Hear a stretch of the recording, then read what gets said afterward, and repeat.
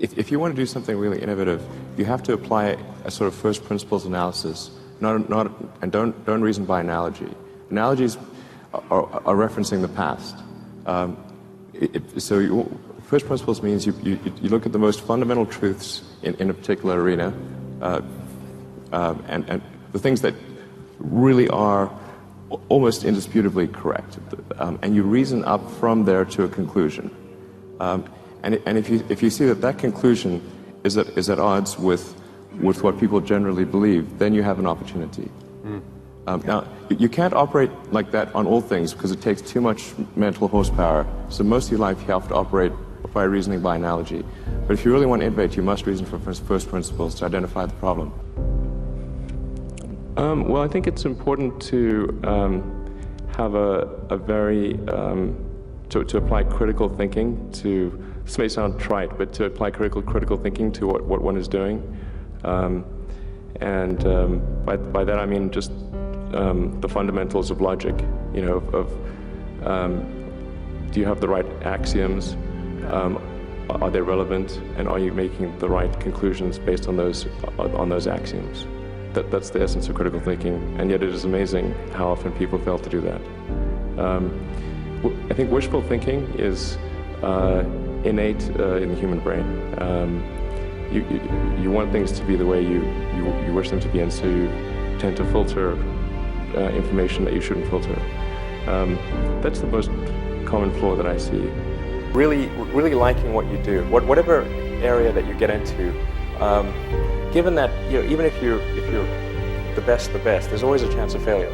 So I think it's important that you really like whatever you're doing. If you don't like it, life is too short.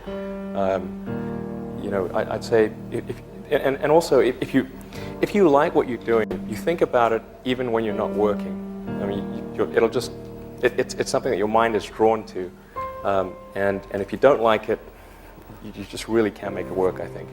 The biggest mistake in general that I've made, and I'm trying to correct for that, is to put too much of a weighting on somebody's talent and not enough on their personality. And I've made that mistake several times. In fact, then I'd say, oh, gee, I'm not going to make that mistake again, and then I would make it again. And I think it actually matters whether somebody has a good heart. It really does. And I've made the mistake of thinking that sometimes it's just about the brain. It's very important to like the people you work with. Otherwise, life, your job is going to be quite miserable. And in fact, we have a strict no assholes policy at SpaceX, and we fire people if they're. I mean, we give them a little bit of warning, but if they continue to be an asshole, then they're fired. I think also people tend to overweight risk on a personal level. It's one thing if you've got, a mortgage to pay and just support, and that if you were to deviate from your job, that, well, how are you going to feed your family and pay the rent? Okay, that's understandable. But let's say you're young and you're just coming out of college or coming out of high school, whatever. What do you risk? You're not going to starve. So I would encourage you to take risks now. Do something bold. You won't regret it. Depending upon how well you want to do, and particularly if you're starting a company, you need to work super hard. So what does super hard mean? Well, when my brother and I were starting our first company, instead of getting an apartment, we just rented a small office and we slept on the couch.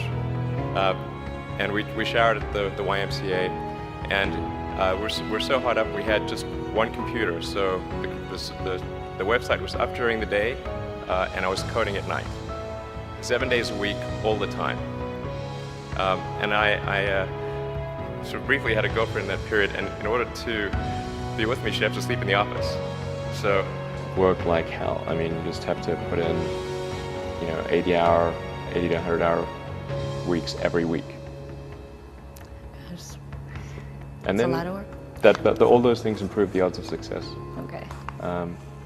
I mean, if other people are putting in 40-hour work weeks and you're putting in 100-hour work weeks, then even if you're doing the same thing, you know that in 1 year you will achieve what they achieve. You will achieve in 4 months what it takes them a year to achieve. But in general, I do think it's worth thinking about whether what you're doing is going to result in disruptive change or not. If it's just incremental, it's unlikely to be something major. It's got to be something that's substantially better than what's gone on before. If you're entering anything where there's an existing marketplace against large entrenched competitors, then your product or service needs to be much better than theirs. It can't be a little bit better, because then you put yourself in the shoes of the consumer and they say, why would you buy it as a consumer? You're always going to buy the trusted brand unless there's a big difference. So a lot of times, entrepreneur will come up with something which is only slightly better. And it can't just be slightly better. It's very important to seek out, to actively seek out and listen very carefully to negative feedback. And this is something that people tend to avoid because it's painful. Yeah. But I think this is a very common mistake. A well thought out critique of whatever you're doing is as valuable as gold. And you should seek that from everyone you can, but particularly your friends. Usually your friends know what's wrong, but they don't want to tell you because they don't want to hurt you. So lift you up, so you're yeah. So they'll say, "Oh, I would encourage my friend, so I'm not going to tell him what I think is wrong with this product." Yeah. It doesn't mean your friends are right, but very often they are right, and you at least want to listen very carefully to what they say, and to everyone. You're looking for basically. You should take the approach that you're wrong. That you, the entrepreneur, are wrong. Your goal is to be less wrong. Have a high pain threshold. That's it. There's a friend of mine who's got a good saying, which is that starting a company is like eating glass and staring into the abyss.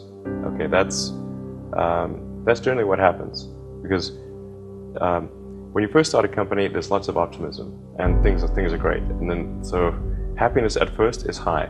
Then you encounter all sorts of issues, and happiness will steadily decline, and then you'll go through a whole world of hurt. And then eventually, if you succeed, and in most cases you will not succeed, and Tesla almost didn't succeed, came very close. I think it's very difficult to start companies and quite painful. I think that's important to bear in mind. I don't know if that's probably not encouraging. Let me put it this way: if you need inspiring words, don't do it. You had that third failure in a row. Did you think, I need to pack this in? Never. Why not? I don't ever give up. I mean, I'd have to be dead or completely incapacitated. It turned out that the third failure was caused by a 2-second glitch in the timing. 8 weeks later, Musk bet the company on another flight. We have liftoff. And this time around, everything worked. Perfect. If that fourth launch hadn't worked, that would have been it. We would have not had the resources to mount a fifth. You couldn't have gone on at that point. Yes, death would have been, I think, inevitable, because we did not have the resources to mount a fifth launch. This is a tricky business. Tricky. Yeah, I wish it wasn't so hard.